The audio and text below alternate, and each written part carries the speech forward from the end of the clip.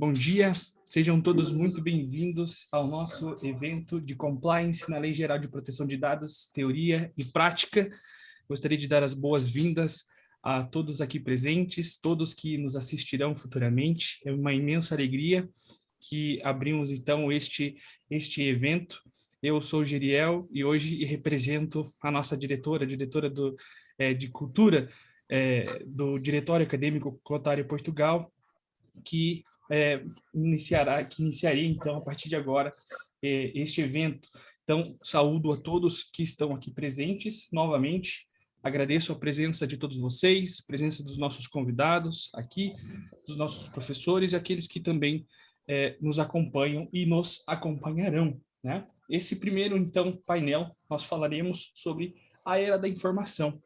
E eu vou apresentar de primeira mão a primeira pessoa ilustre, né, que nos irá tratar sobre, primeiramente, a abertura, né, desse evento, que é a professora doutora Edna Torres Felício.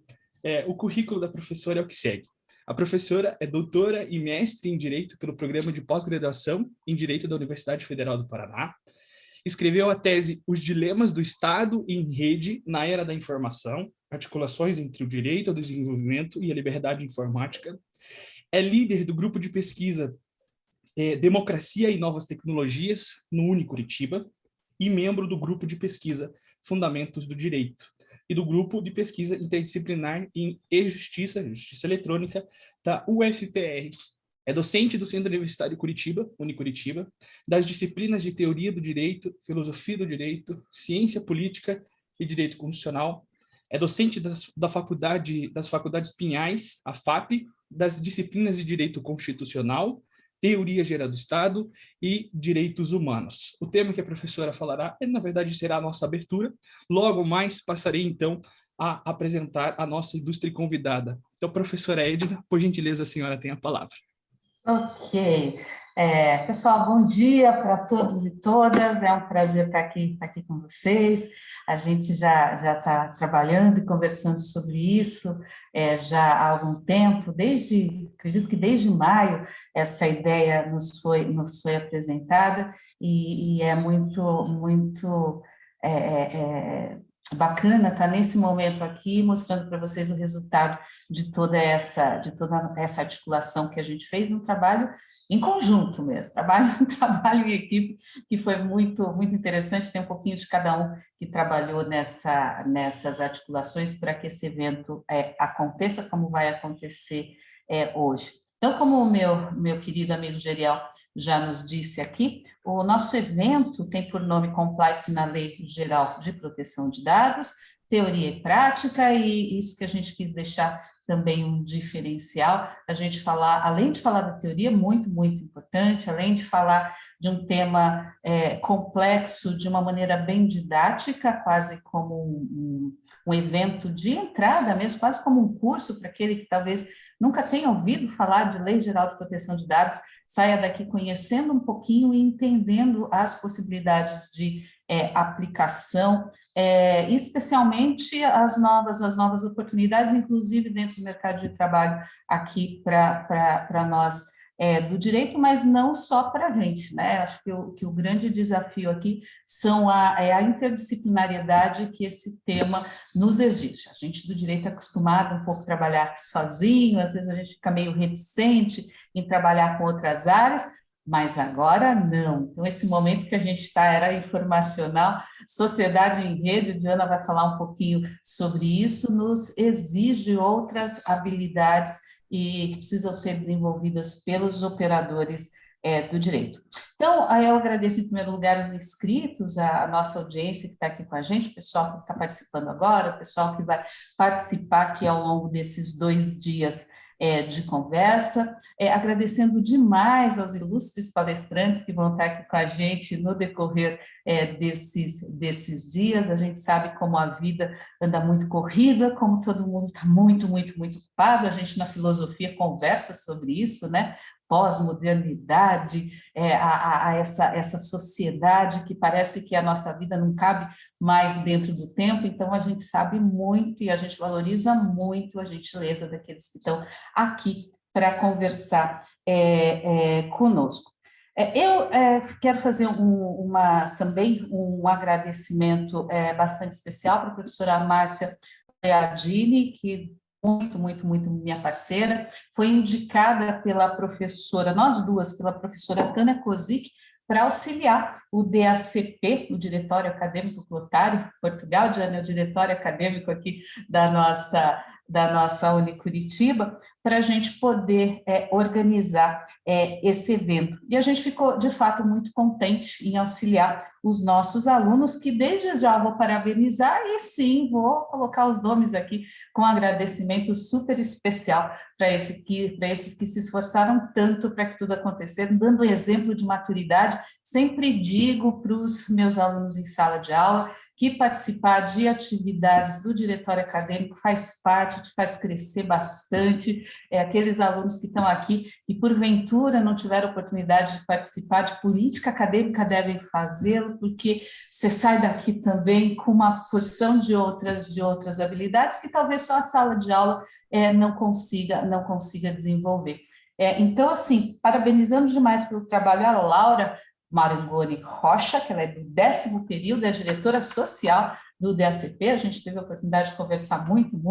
A Fairuz, que não pôde estar aqui, hoje seria a mediadora, Fairuz Omar Assaf, que é do 10º período, que é a diretora de cultura, o nosso queridíssimo Guilherme Eide Ketayama dos Santos, 9º período, que é o secretário de cultura, meu super amigo, parceiro também, desde o tempo das aulas, Geriel Vieira Júnior, agora já lá, quase acabando, né, Geriel? 10º período, que é diretor jurídico do DACP e tem toda essa facilidade, ele e o Eide aqui estão ajudando a gente na parte técnica também. A gente aqui teve o apoio na divulgação do Instituto Nacional de Proteção de Dados, que ajudou a gente a divulgar esse evento. Então, eu queria falar um pouquinho só, eu vou ser muito breve aqui, mas alguns minutinhos apenas já para passar a fala para minha querida Diana. O meu encontro com a professora Márcia, quando a gente sentou aqui com os nossos alunos para conversar sobre esse evento, foi bastante interessante, porque desde o início a gente já percebeu que a gente tinha uma espécie de sinergia para a gente, quanto aos objetivos que a gente está buscando com a construção desse evento, né? Obviamente aqui com a participação dos alunos do DACP, e eu entendo o seguinte, o que a gente buscou para trazer, assim, talvez um diferencial para o nosso evento? Eu pensei em três palavras aqui para falar para vocês. Primeiro, a ideia de lógica. Segundo, diversidade. E terceiro, aplicação. Eu acho que são três coisas que vocês vão ver aqui, vão ver se encaixa naquilo que a gente construiu. Para conta desses três pilares que eu coloquei aqui para a gente construiu o evento construiu o nosso evento da seguinte maneira. É importante você pensar assim, o nosso evento ele está buscando ser lógico, é isso. Então, a gente quer, é quase como um curso, eu diria, porque até a Diana depois ela confirma com vocês, o que a gente fez? A gente primeiro o evento e depois, muito gentilmente, a gente encomendou praticamente a palestra a fala para os nossos palestrantes. Por quê? Porque a gente queria que o nosso evento fosse articulado, tivesse começo, meio e fim, para isso, para você sentar aqui esses 2 dias e você entender a importância da Lei Geral de Proteção de Dados.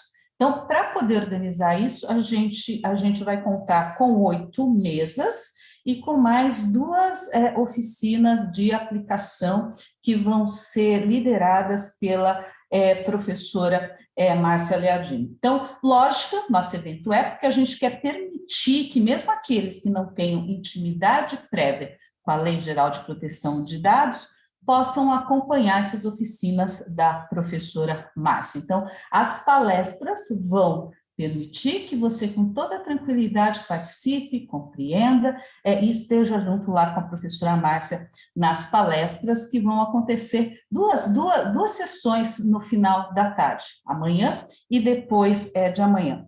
Eu quero falar um pouquinho das mesas para vocês entenderem a lógica dessa estrutura, mas eu vou me permitir, já pedindo desculpa aos palestrantes, não vou falar o nome de todos os palestrantes, porque senão ficaria muito longo. Você tem lá no nosso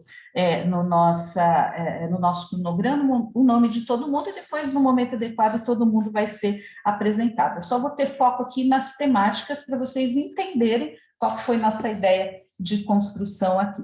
Então, esse primeiro painel, ele vai ter um foco mais propedêutico, um foco mais inicial, a partir da fala da professora Diana, que vai falar sobre a era informacional e as mudanças que esse momento revolucionário que a gente está vivendo, vai dizer o Manuel Castells, né, Diana, que é um momento revolucionário tão importante quanto as revoluções industriais. Os nossos filhos, os nossos netos vão ouvir falar desse momento que a gente está vivendo aqui de profunda mudança. Então, para a gente entender por que, afinal de contas, essa bendita Lei Geral de Proteção de Dados ela é tão importante, a gente precisa dar um passinho para além da dogmática.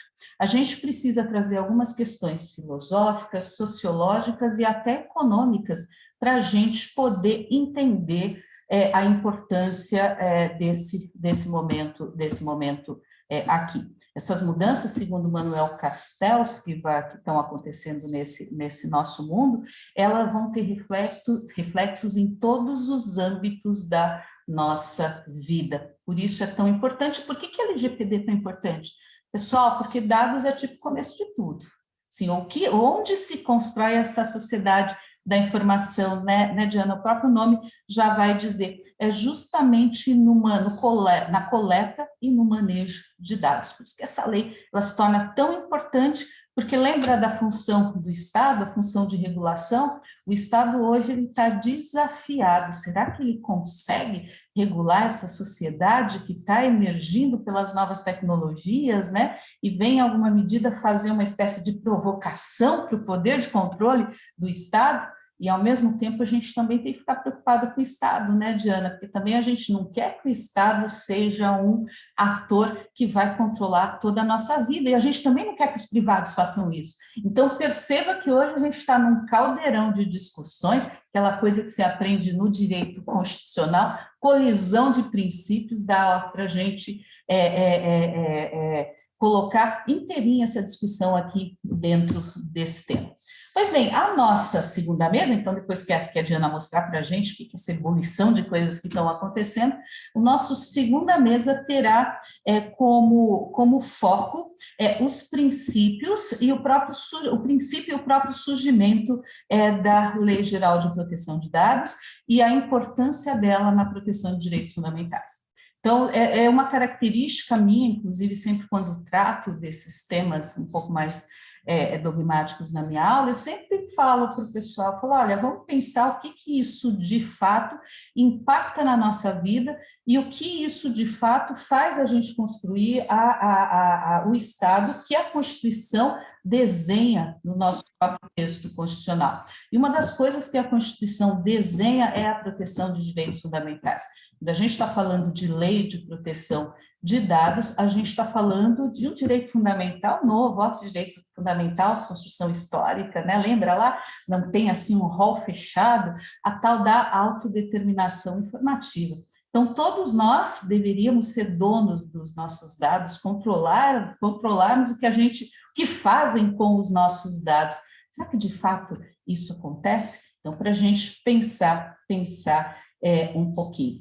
Nas mesas da noite, então, passado esse momento, então, que a gente vai entender o surgimento da LGPD, o vínculo com os direitos fundamentais, à noite aí a gente já vai para algo mais específico para dentro da Lei Geral de Proteção de Dados, mas que obviamente relacionado com tudo que a gente falou. A primeira mesa vai tratar das bases legais, que são as hipóteses que a lei traz e que autorizam a coleta e o manejo dos nossos dados. E como vai se dar o exercício do nosso direito? Qual que é o nosso direito? Lembra, a gente é dono dos nossos dados. E será que as pessoas, as empresas, os estados podem fazer o que querem com os nossos dados? A gente vai ler qual é a resposta, a gente vai aprender com os nossos palestrantes qual é a resposta que é trazida pela própria lei. Seguindo ainda na nossa mesa da noite, na segunda mesa da noite, a gente vai falar um pouquinho quais são os agentes de tratamento. Existem algumas figuras especiais que a Lei Geral de Proteção de Dados traz, inclusive o pessoal do direito, não só do direito, também da segurança da informação, enfim, novas áreas de atuação para a gente aqui do direito, são os agentes de tratamento, e a gente vai falar um pouquinho como é feito o manejo, como é feito o manejo desses dados, né? Porque não adianta só colocar o que as pessoas têm um objetivo, né? Quando as pessoas coletam os nossos dados e fazem esse tratamento, né? Esse objetivo talvez seja o mais importante, no sentido de que isso vai indicar qual vai ser o ciclo dos dados, o final desse ciclo de tratamento, né? Alguém coleta os nossos dados por um determinado objetivo e precisa ser para esse objetivo. Será que essa pessoa pode vender, passar esses dados para outras pessoas, para ir? Olha, pergunta boa. Lembra que isso é super importante porque a gente tem aqui, por exemplo, na eleição dos Estados Unidos do Donald Trump, uma discussão bastante importante se teria sido ele eleito a partir de manipulação de dados retirados do Facebook. Então, perceba que a gente, embora pareça, e bastante técnico, sem dúvida mas também isso daqui tem um viés também político, social, muito, muito, muito importante. E por isso, também, nas mesas da manhã, a gente vai ter o prazer de trabalhar com aquilo que lá no começo eu disse para vocês, que o direito, às vezes, não trabalha muito bem, que é a interdisciplinariedade. Nós vamos trazer aqui as pessoas que transitam pelo direito, pela tecnologia da informação e pela segurança de dados. Alguém tem os nossos dados, e aí? Essa pessoa tem que ser responsável pela segurança desses dados. Esses dados não podem vazar. Então, precisa haver uma coleta, mesmo com nessas bases legais aqui, que ela seja uma coleta responsável. E isso a gente não sabe fazer. Onde que a gente vai bater na porta? O pessoal que estuda segurança da informação, que vai trazer aqui, vai dizer para a gente como é que isso funciona. Então, munidos de todas essas informações, a gente está preparado para a primeira sessão, então, da oficina com a professora Márcia Leardini, que vai mostrar a aplicação. Ela profissionalmente também trabalha com a aplicação desses dados e muito gentilmente vai dividir a sua experiência com aqueles que tiverem oportunidade de estar com ela na oficina. E eu super recomendo, mesmo que você fale, nossa, não sei muito de LGPD, a gente sabe disso. Então, o objetivo nosso é o quê? Te preparar para você ir bem e entender bem direitinho a proposta da oficina. Nas últimas palestras, então, amanhã à noite, a gente vai receber profissionais que implementam a LGPD e também uma figura que hoje é muito importante, que a LGPD também traz, que é o DPO, que é o Data Protection Officer. Na verdade, a gente vai trazer uma mulher de DPO, depois a gente, como eu falei, não vou falar o nome de ninguém aqui, que tem essa função numa grande empresa de exercer a guarda desses dados, uma função de muita, muita, muita responsabilidade.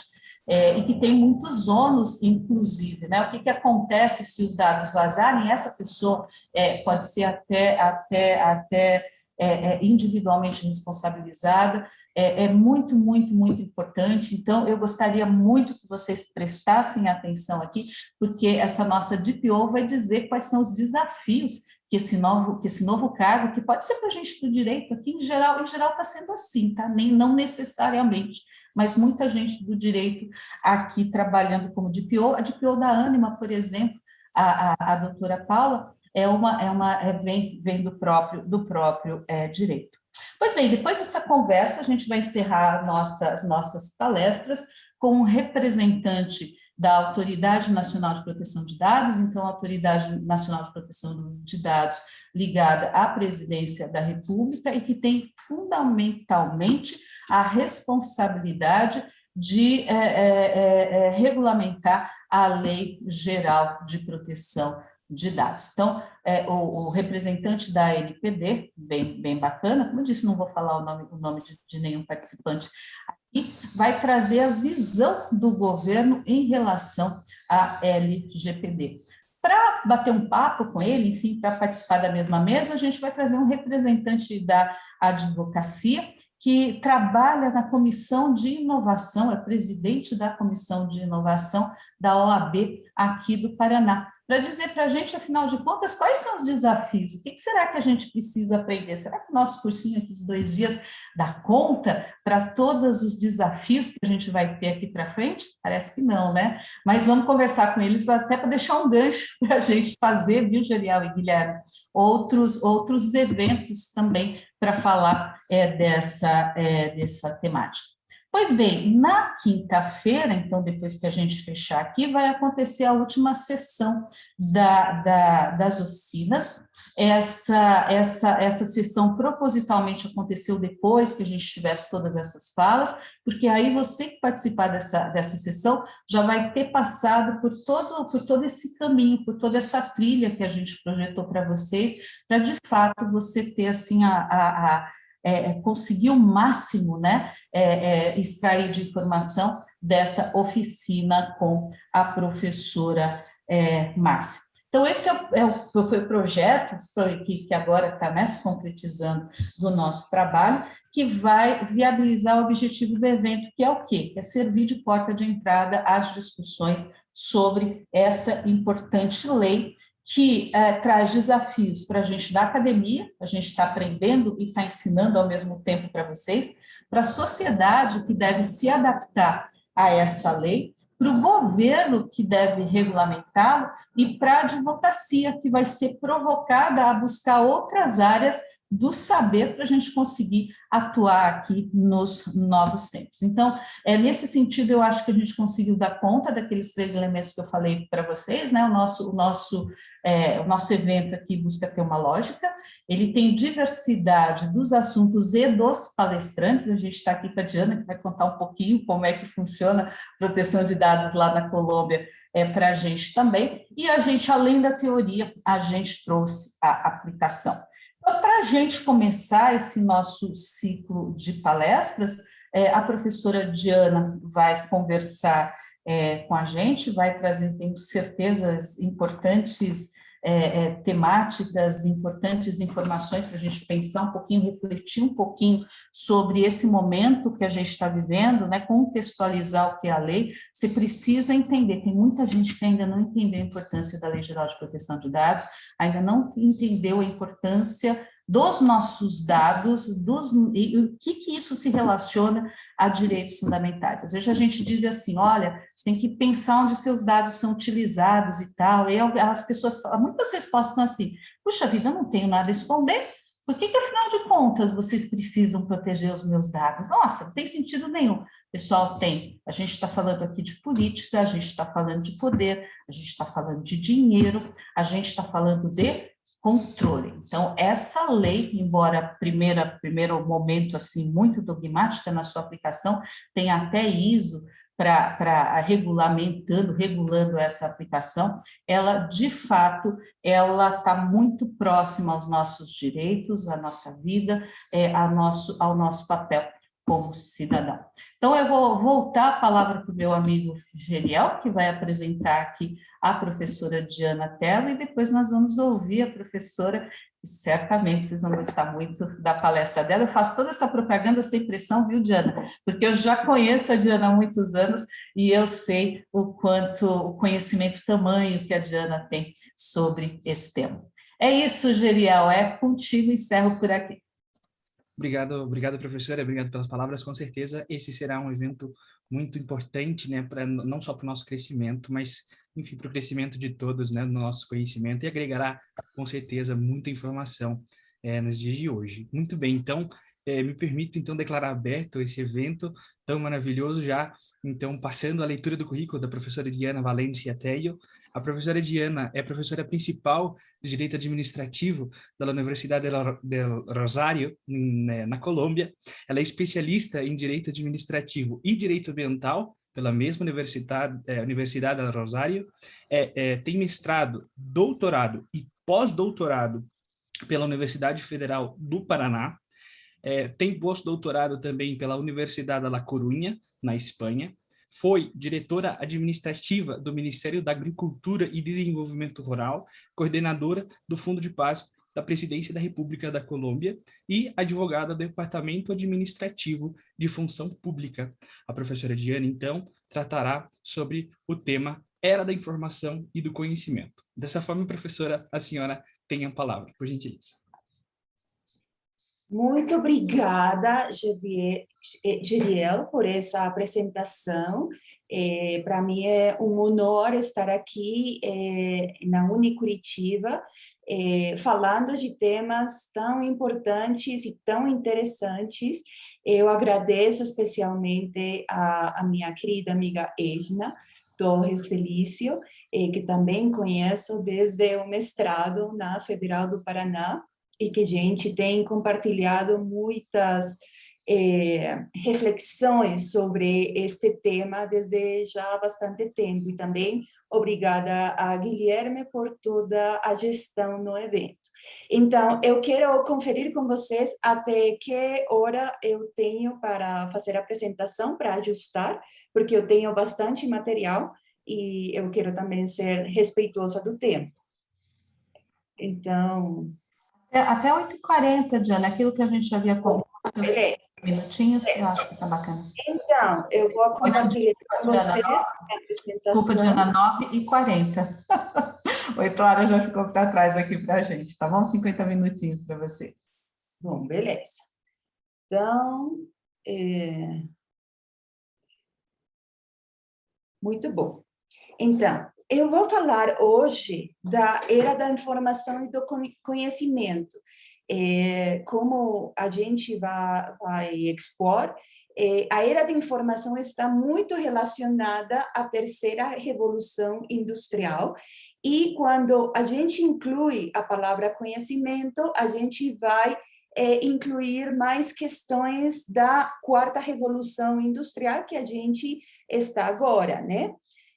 Então, o temário, o que eu vou tratar hoje são, primeiro, eu vou contextualizar como surgiram estas revoluções tecnológicas, falando um pouco das revoluções industriais, para depois falar das tecnologias da informação e da comunicação na quarta revolução industrial, as sociedades do conhecimento que estão em formação agora e os desafios na era da informação e do conhecimento, finalizando algumas conclusões, tá?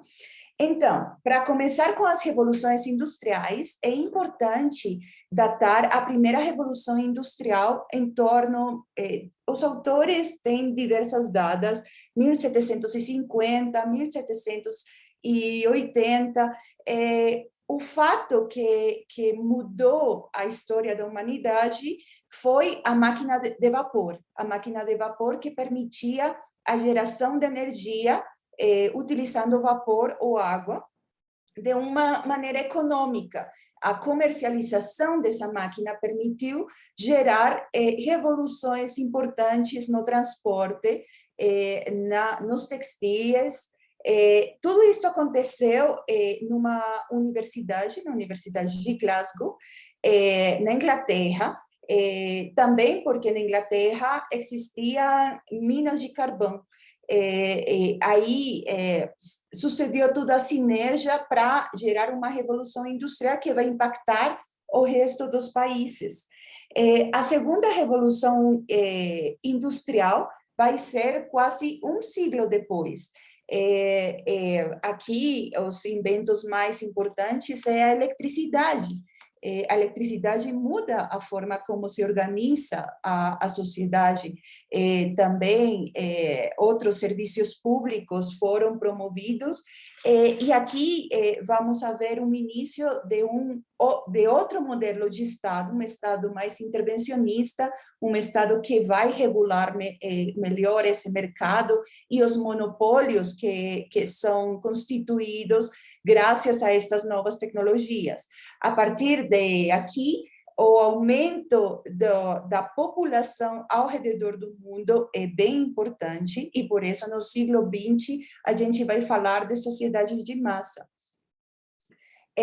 A terceira revolução industrial também vai acontecer quase um século depois, mais ou menos 1970, ainda que importantes tecnologias foram feitas em 1950, 1960, mas 1970 é importante porque a comercialização de muitos computadores, chips, processadores eletrônicos que vão ajudar a que a informação seja bem importante. Isso vai marcar a diferença. A terceira revolução industrial vai tomar mais impulso na década dos 90 com a internet, e a internet vai gerar uma conexão mundial que vai modificar totalmente os equilíbrios de poder, como a gente vai ver agora. A quarta revolução industrial foi datada em 2016, ainda que por todas as inovações que estavam acontecendo desde já alguns anos. Foi no Fórum Mundial que foi tratado este tema, e esta quarta revolução industrial se caracteriza pela quantidade de dados e pela união de o mundo físico, digital, biológico, para criar inovações nos produtos, nos serviços e no relacionamento nas sociedades, e isto é o que a gente vai tratar um pouco mais. Aqui é importante ter em conta que já não passou todo um século para uma nova revolução industrial, isso significa que as inovações estão acontecendo de um jeito muito mais rápido, e na quarta revolução industrial é fundamental o conhecimento. Se a sociedade, a economia pode melhorar, pode criar inovações, não só com a informação, sino também com o conhecimento. Então, como aconteceu esta mudança tão radical? E aqui um pouco contextualizar o que aconteceu na década dos 70. Na década dos 70, a gente tem a crise do estado de bem-estar.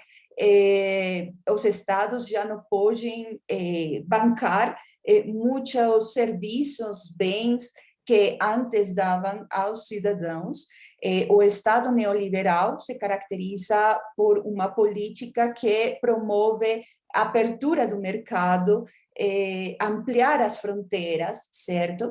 E os territórios e as empresas procuram o aumento da competitividade e da produtividade. Aqui se tem esta ideia que os privados vão a ser mais eficientes que o Estado, e por isso acontecem muitas privatizações, desregulações. E aqui uma coisa bem importante é a queda do Muro de Berlim, porque a partir do 89, o mundo já não está dividido em comunismo, capitalismo, já a maioria, quase todos os estados, à exceção de Cuba e Coreia do Norte, são capitalistas. Então, isso significa um fortalecimento importante do capitalismo, já ao nível global, e esse fortalecimento do capitalismo é bem aproveitado pelas novas tecnologias, porque o primeiro setor que vai se conectar mundialmente é o setor financeiro que vai que pode enviar dinheiro de um lugar para o outro, e desde então a economia é global, a economia já não é nacional, e os países, os estados, perdem o controle pelo direcionamento dessa economia. Então, essa economia global vai gerar vantagens para o intercâmbio de bens e serviços, mas também muitos desafios para os governos. E desde aqui, também o tema dos dados que traspassam as fronteiras e a conformação de redes que se conectam mundialmente os 7 dias a semana, às 24 horas ao dia, vai mudar a tradicional forma em que os estados e as sociedades antes funcionavam. Existe uma descentralização do conhecimento bem importante nesta nova dinâmica, onde a informação é fundamental para gerar novos processos de produção, novos bens, novos serviços. Existe uma capacidade de penetração muito grande desta revolução tecnológica. Cada vez mais pessoas estão conectadas à internet. E neste momento, mais ou menos no mundo, o 60% da população está conectada à internet, o que significa uma penetração muito maior do que as outras revoluções industriais. Vocês pensem, o telefone tradicional, ele precisava de uma infraestrutura e de um tempo muito maior para chegar às zonas mais afastadas, certo? Então, essa é uma característica importante desta revolução tecnológica. Também, estas novas tecnologias permitem uma interconexão de todo o sistema. Isso significa que mercados que antes estavam sectorizados, que não tinham nenhuma ligação, agora estão ligados. Então, a gente não tem só uma fonte de notícias, a gente tem várias fontes de notícias e de informações permanentemente. O sistema de informação também permite uma flexibilidade muito grande para a sua própria reconfiguração. Se um nodo, se um actor já não funciona, o sistema pode se reconfigurar facilmente. E está altamente integrado a processos físicos que acontecem nas nossas sociedades. Então, aqui um pouco para que vocês compreendam de onde surge uma dinâmica que está interconectada permanentemente. O aumento das comunicações e das interdependências nesta era da informação se evidencia com o surgimento de meios de comunicação para a sociedade de massa. Temos diferentes fontes de notícias, cada uma pode ter diferentes visões políticas ou diferentes ideologias, e aqui um pouco as diferentes formas de apresentar uma mesma notícia. As novas tecnologias, além disso, permitem uma diversificação da comunicação, porque as redes sociais vão permitir umas interações entre as pessoas que estão conectadas à internet e o gerador da informação. O Castells fala que esta é a comunicação, a autocomunicação de massas, que é um termo que ele utiliza para mostrar como qualquer pessoa conectada às redes sociais pode viralizar uma mensagem, podem compartilhar qualquer tipo de conteúdo sem nenhum controle. Antes, os meios de comunicação, por assim dizer, tinham um controle centralizado da informação que era direcionada às massas. Agora, isso não acontece assim. Todas as pessoas têm uma voz, e isso ficou muito claro, por exemplo, com casos como a Primavera Árabe, ou o movimento de indignados, certo? Onde as pessoas do comum postavam mensagens, viralizavam, compartilhavam emoções e iam para a rua. Desde, especialmente 2011, 2010, 2011, hemos visto um aumento das redes globais. As redes é uma nova forma de organização que a humanidade nunca antes teve, porque nunca antes a gente estava conectado 24 horas ao dia ou 7 dias à semana numa rede mundial. As redes se baseiam na inclusão e exclusão, porque a gente não pode estar conectada a todas as redes. A gente está conectada às redes que têm objetivos comuns, interesses comuns, e aqui o problema principal para as democracias é a falta de comunicação entre as diferentes redes. Então, por exemplo, pessoas que são anti-vacinas e pessoas que são pró-vacinas.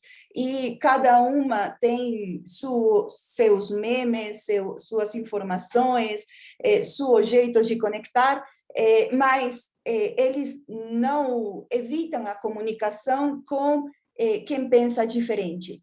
E isso é um dos riscos mais importantes para as democracias. Muito bom.